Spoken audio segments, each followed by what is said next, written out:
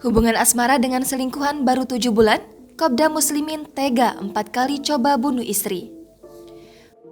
Hubungan asmara baru sumur jagung ini diungkapkan Kasat Reskrim Polrestabes Semarang, AKBP Doni Sardo Lumbantoruan. Dia menjelaskan Kopda Muslimin menjalin hubungan asmara dengan W sekitar Desember atau Januari lalu.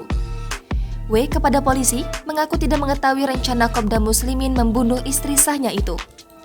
Kopda Muslimin tega melakukan perbuatan keji itu demi hidup bersama W. Ia 4 kali melakukan percobaan pembunuhan berencana dengan berbagai cara, yang terakhir adalah penembakan.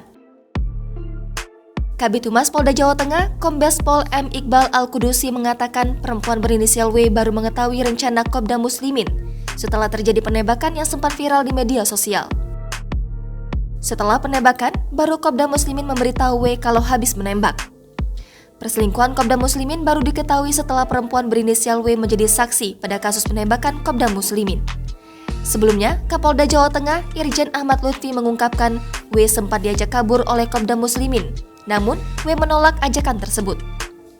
W sudah bersaksi kepada polisi soal hubungan cinta segitiga dengan Kopda Muslimin.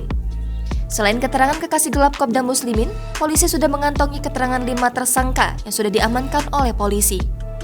Seperti diketahui, pada Senin 18 Juli 2022 yang lalu, telah terjadi penembakan di sebuah perumahan Banyumanik, Kota Semarang, Jawa Tengah.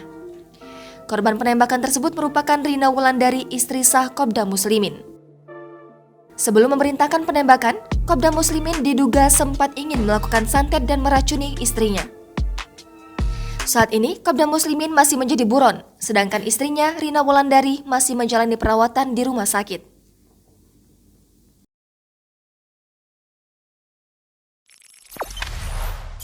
Jangan lupa subscribe, share, komen, dan like ya!